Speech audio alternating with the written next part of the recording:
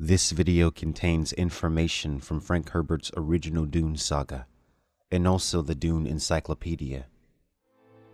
The race knows its own mortality, and fears stagnation of its heredity. It's in the bloodstream, the urge to mingle genetic strains without plan. The Imperium, the C.H.O.A.M company, all the great houses, they are but bits of flotsam in the path of the flood. Frank Herbert, Dune. In the Dune saga, C.H.O.A.M is the largest single source of wealth in the universe. The combine Honnete Ober advancer Mercantiles, abbreviated as C.H.O.A.M, controls all economic affairs across the universe. C.H.O.A.M, like everyone else, relies upon the spacing guild for faster-than-light travel. C.H.O.A.M touched nearly every product moved by the guild, from technology to spice melange. Many of the great and minor houses depended on the profits of C.H.O.A.M, and an enormous portion of those profits depended on the most valued commodity in the universe, the spice melange, which extended life, heightened awareness, and was necessary to space travel. At the start of Dune, the Harkonnens have held Arrakis in quasi-fief under a C.H.O.A.M company contract to mine Melange.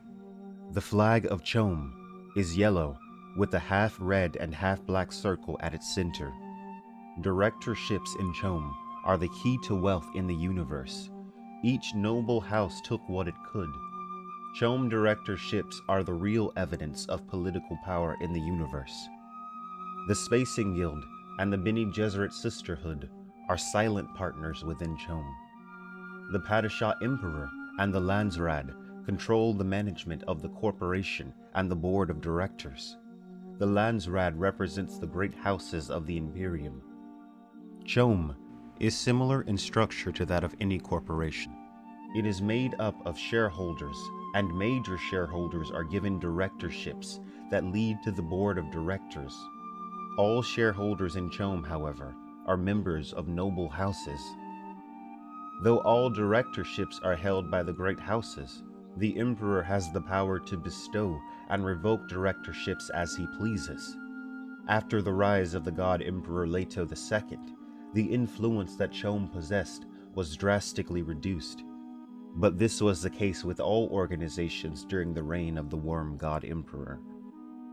According to the Dune Encyclopedia, in the days before the machines were violently expunged from the Imperium in the event called the Butlerian Jihad, there was no singular entity such as C.H.O.A.M which possessed ruling or economic power throughout the inhabited planets. Planetary trade in those days was barbarous and plagued with piracy. Then, after the machine crusade ended, trade went dark. In this time, before the discovery of spice and the creation of the guild, machines had been used to traverse the universe. Without them, space travel became not only far more expensive, but dangerous. Many ships were lost traveling through hyperspace without the guide of a machine. 300 years after the Butlerian Jihad, the Emperor Sadir I became aware of the Spacing Guild. He quickly realized that the only way to deal with the guild was on a basis of mutual advantage. He created C.H.O.A.M. In the year 10 BG, the Emperor summoned the representatives of the guild, the Landsraad, and the Imperial House. They made agreements, and based on what they agreed, each member had much to lose or gain from the existence of the guild, which provided fast and easy space travel.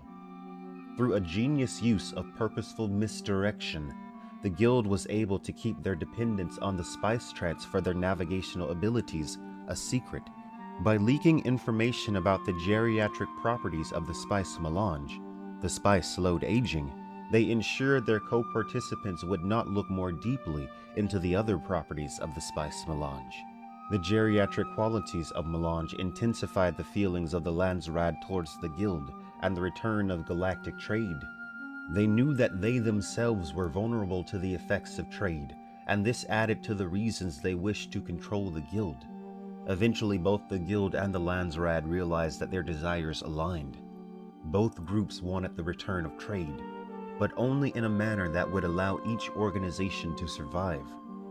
The Spacing Guild, unlike the noble houses of the Landsraad, cared not for the economic benefits of trade. The Guild was solely concerned with the socio-political effects of cultural interaction between worlds. For many years, neither group was able to accomplish their goals. The most powerful great houses had ambitions of becoming the Imperial House. They saw the Guild as an opportunity to rule the Imperium by seizing control of this new form of trade. The Guild, however, would not deal with them. Eventually, after years, the Emperor Sawdir called the delegates into full session and presented the plans for the formation of C.H.O.A.M. The plan was to create a corporation which would have a monopoly on interstellar and intersystem trade.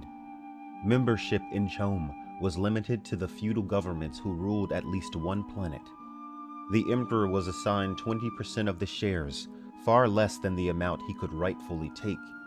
In granting the Imperial House only 1/5 of C.H.O.A.M's shares, the Emperor placed the Imperial House in a position where it would be necessary for it to depend on many other feudal powers if it were to successfully control the corporation.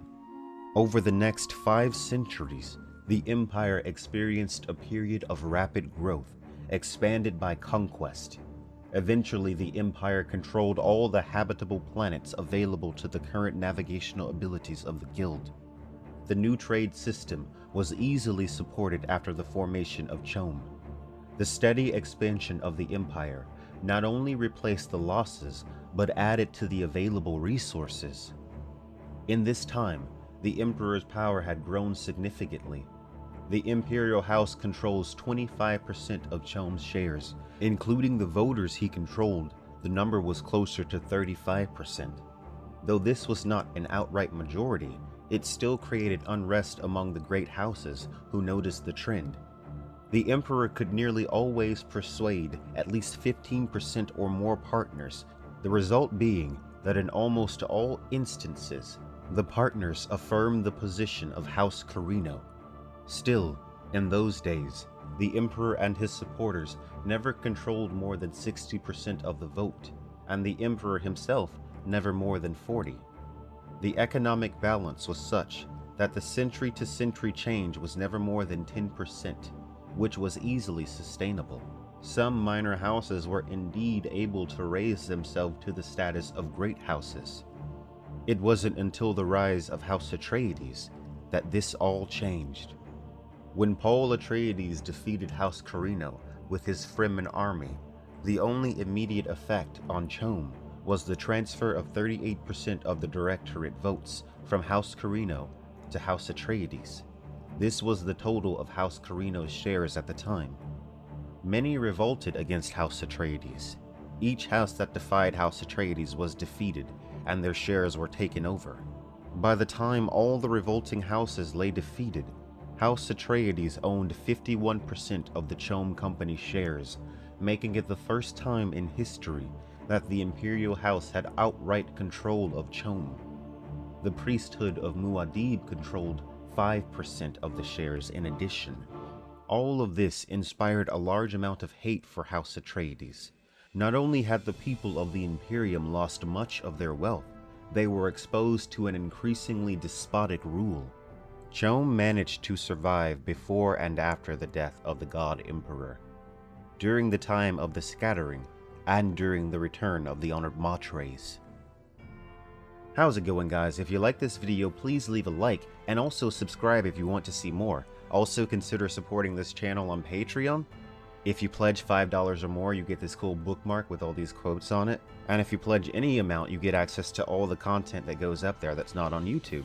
Thanks for watching, guys.